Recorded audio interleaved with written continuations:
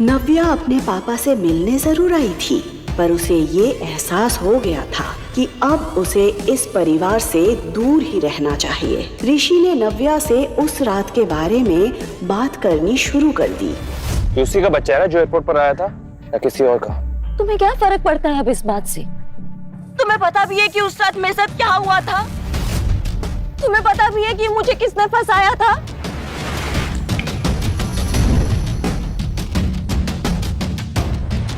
बोलो क्या हुआ था उस रात? नव्या ने मन बना लिया था कि वो सारी सच्चाई ऋषि को बता देगी। बोलो नव्या। उस रात हे बेबी। ये आवाज सुनते ही नव्या ने खुद को सच बताने से रोक लिया। कनिका का चेहरा देखकर नव्या को याद आ गया कि कैसे उसने ये सब कुछ ऋषि को हासिल करने के लिए किया था। अगर कोई ऋषि से शादी करेगा तो वो मैं होंगी। कनिका की चाल नव्या समझ चुकी थी। वो जानती थी कि कनिका ने ऋषि को अपने प्यार में अंधा कर दिया है, इसलिए वो चाहे कितनी बार भी सच बोलने की कोशिश कर ले, ऋषि उस पर कभी भरोसा नहीं करेगा। बिल्कुल सही टाइम पे आई हो कनिका, हमेशा की तरह। नव्या, तुम अपनी बहन से ऐसे कैसे बात कर सकती हो? वो आई है सही वक्त पर। जो तुम चली गई थी वही थी मेरे साथ। जो तुमने तोड़ दिया था उसी ने जोड़ा। तुम्हें उसे थैंक्स कहना चाहिए। करेक्ट, मुझे कनिका को थैंक्स बोलना चाहिए और मैं थैंक्स बोलूंगी। Thank you so much Kanika for everything. और अब मुझे नहीं लगता कि तुम्हें मुझसे कोई सवाल करना चाहिए। आप दोनों की सगाई हो रही है ना, तो आप दोनों खुश रहिए and please for God sake leave me alone. देखा इसका एटीट्यूड। बेबी छोड़ो ना, हम अपने एंगेजमेंट पे ध्यान देते हैं ना। वैसे भी इनका ध्यान रखने के लिए पापा काफी हैं। उन्होंने डेफिनेटली इनके बारे में कुछ सोचा होगा, है ना? इस नाजायज औलाद को तुम्हारी मेरे पास लाने की हिम्मत कैसे हुई? जो मेरा ग्रैंडसन नहीं है और ना ही कभी हो सकता है। सगाई में केवल तुम वेलकम हो, ये बच्चा उस इवेंट में नहीं आ सकता। अम्मा, नानू नहीं चाहते हैं ना कि मैं पार्टी में आऊं? मेरा बच्चा।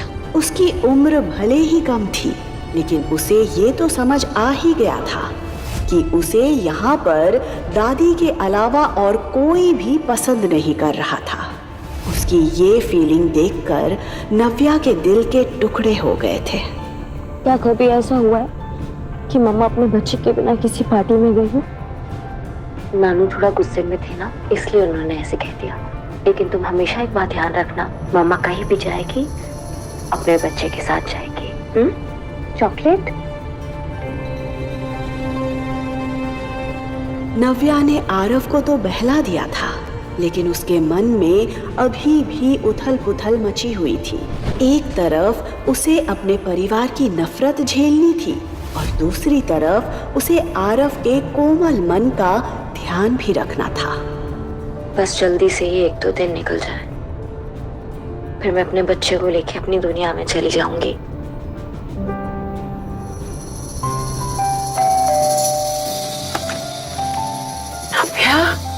नव्या आरव को लेकर अपने दादी के घर पहुंची। दादी ने नव्या और आरव को ढेर सारा प्यार दिया, जो वो अपने पापा से एक्सपेक्ट कर रही थी।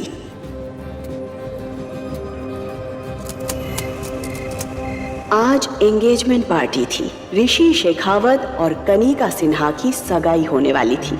इस पार्टी में देश के जाने माने लोग और बड़े बड़े बिजनेसमैन भी शरीक होने वाले थे। उनमें से एक था मिस्टर आलूवालिया।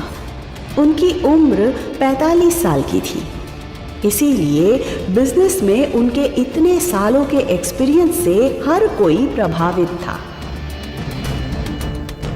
शेखर अंकल, आपने मुझे बुलाया? यस, अंदर आओ। बड़ी का अंकल अंकल लगा रखा है। कॉल मी डैड बेटा। ऋषि, आज का दिन मेरे लिए बहुत इंपॉर्टेंट है। ये शादी एक शादी नहीं, बल्कि हमारे फैमिली बिजनेस को मजबूत करने का तरीका भी है।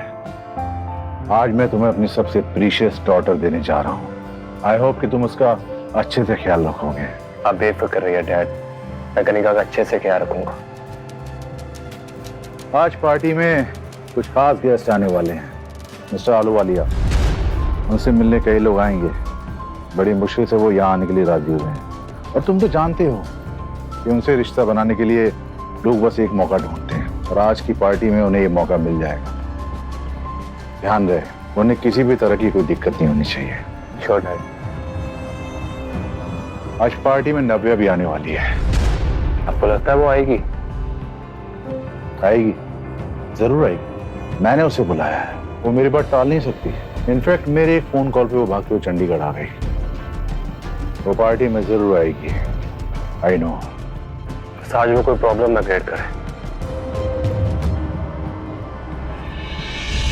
कनिका आज खुशी से फूली नहीं समा रही थी। उफ, सच ए ड्रीमी एंट्री। आई विश मेरे लिए भी कोई ऐसा ही अमीर राजकुमार आता। ऐसा राजकुमार पाने के लिए ना बड़ा चालाक बनना पड़ता है। क्या मतलब? अरे तुझे नहीं पता, ये राजकुमार इसकी बड़ी बहन का फियांसे था। इसने अपनी बहन को घर से भगाया और अब उसी के फियांसे से शादी कर रही है। अरे हाँ, सालों हो गए नव्या को देखे हुए। इस सिन्हा परिवार ने न जाने कहाँ गायब कर दिया उसे। अरे मैंने तो सुना था 6 साल पहले नव्या और ऋषि की शादी होने वाली थी, फिर अचानक क्या हो गया? कहाँ चली गई? ये शिखा ने भी तो वैसा ही किया था। शादीशुदा मिस्टर सिन्हा को उनकी वाइफ से दूर करके खुद उनसे शादी कर ली थी। क्या पता इसकी बेटी कनिका ने भी बेचारी नव्या के साथ वैसा ही कुछ किया हो। आज अगर वो होती, इस कनिका की तरफ कोई देखता भी नहीं। उसकी पर्सनैलिटी के आगे कनिका कभी दिखाई नहीं दी, इसीलिए तो जलती है कनिका अपनी बड़ी बहन से। नव्या का तो और ही कुछ अलग है। मेहमानों के बीच कनिका और नव्या को लेकर कंपैरिजन की बातें हो रही थी। अरे मिस्टर सिन्हा, आपकी बड़ी बेटी दिखाई नहीं दे रही। कहाँ है वो? जहां तक मुझे याद है, ये ऋषि शेखावत वही है ना जिसके साथ आपकी बड़ी बेटी की शादी होने वाली थी। ये बात जोर से उठते ही सन्नाटा छा गया था। मेहमानों के बीच हो रही बातों से शेखर का खून खौल रहा था कि तभी नव्या के आते ही सिन्हा परिवार के होश उड़ जाते हैं। शेखर के बार बार मना करने के बाद भी नव्या आरव को एंगेजमेंट पार्टी में लेकर आई थी। शेखर तिलमिलाकर नव्या की ओर जाता है। तुम यहाँ इस लड़के के साथ क्या कर रही हो? तुम जानबूझ के अपनी बहन की सगाई खराब कर रही हो ना? इस लड़के का नाम आरव है पापा, और आरव मेरा बेटा है। और वैसे भी पापा, आपने मुझे बैंगलोर से सगाई अटेंड करने के लिए बुलाया ना, सो आई एम हियर। नव्या, मैंने तुमसे कहा था ये लड़का तुम्हारे साथ नहीं आ सकता। इसे अभी के अभी यहाँ से भेजो, वरना मैं इसका हाथ पकड़ के यहाँ से बाहर निकाल दूंगा। मेरे बेटे को कोई छू भी नहीं सकता है, और अगर आप नहीं चाहते कि हम यहाँ रहे तो मैं खुद यहाँ से चली जाती हूँ। दीदी, दीदी स्टॉप। दीदी तुम भी ना, तुम्हें तो पता है डैड गुस्से में 2-4 शब्द ज्यादा भी कह दिया तो तुम क्या सच में चली जाओगी? हाँ, वो क्या है ना दीदी, तुम्हें देख करके 6 साल पहले जो कुछ भी हुआ वो सब याद आ जाता है डैड को। ये सब कुछ कनिका ने किया है। कनिका ने मुझे फंसाया। एकदम चुप! अब एक शब्द और नहीं। देख रहे हो अपनी बेटी की हरकतें? एक तो शेखावत परिवार के सामने हमारी इतनी इंसल्ट करवाई, ऊपर से माफी मांगने की जगह मेरी बेटी को मारने चली है। निकल जाओ अभी के अभी इस घर से। अब सिन्हा परिवार से तुम्हारा कोई रिश्ता नहीं। पापा, अब मेरी सिर्फ एक ही बेटी है, कनिका। पता नहीं क्या कुछ नहीं सहा उन्होंने, थोड़ा गुस्सा है। तुम गुस्सा थोक दो ना। आज मेरी एंगेजमेंट है। I need your blessings. उसका चेहरा देखकर नव्या समझ गई थी कि वो क्या साबित करना चाहती थी। डैड, आप ही समझाइए ना दीदी को। मेरी बातों का तो जैसे असर ही नहीं होता इन पे। शेखर गुस्से में आरव की तरफ देख रहा था। फिर अचानक उसका ध्यान मिस्टर आलूवालिया पर गया। उसने अपने दिमाग को ठंडा किया। ठीक है, तुम रुक सकती हो, लेकिन एक किनारे चुपचाप खड़ी रहना। मैं नहीं चाहता तुम्हारा बेटा आरव यहाँ वहाँ घूमे और लोग इसे देख के 10 सवाल करें। क्या नव्या मान लेगी शेखर की बात? क्या चल रहा था शेखर के दिमाग में? क्या मिस्टर आलूवालिया के साथ मिलकर कोई और साजिश रचने वाला है शेखर नव्या के खिलाफ? मिस्टर आलूवालिया, ये मेरी बेटी नव्या है। अगर आप हाँ गए तो मैं अभी रिश्ता पक्का कर दूं। मिस्टर आलूवालिया, मुझे नहीं पता पापा ने आपसे क्या बात की है, but let me tell you one thing, मुझे आपसे शादी नहीं करनी है। अगर आपको ऐसा लग रहा है कि मैं एक सिंगल मदर हूँ या आरव मेरी वीकनेस है इसलिए मैं आपसे शादी कर लूंगी, तो आप बिल्कुल गलत सोच रहे हैं। आरव मेरी वीकनेस नहीं है, वो मेरी स्ट्रेंथ है और उसकी परवरिश करने के लिए मुझे किसी की जरूरत नहीं है।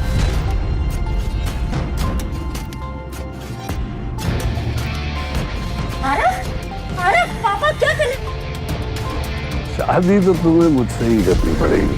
तुम्हारे पापा मिस्टर सिन्हा ने मेरे साथ एक बिजनेस डील की और मुझे नहीं लगता कि मिस्टर सिन्हा वो बिजनेस डील कैंसिल करेंगे।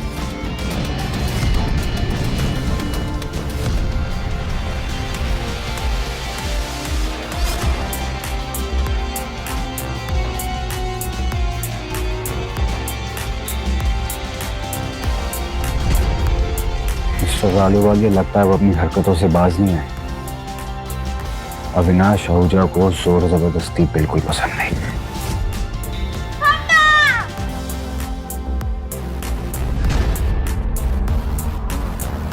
क्या नया मोड़ लाएगी ये पार्टी नव्या की जिंदगी में? जानने के लिए सुनते रहिए द रिटर्न।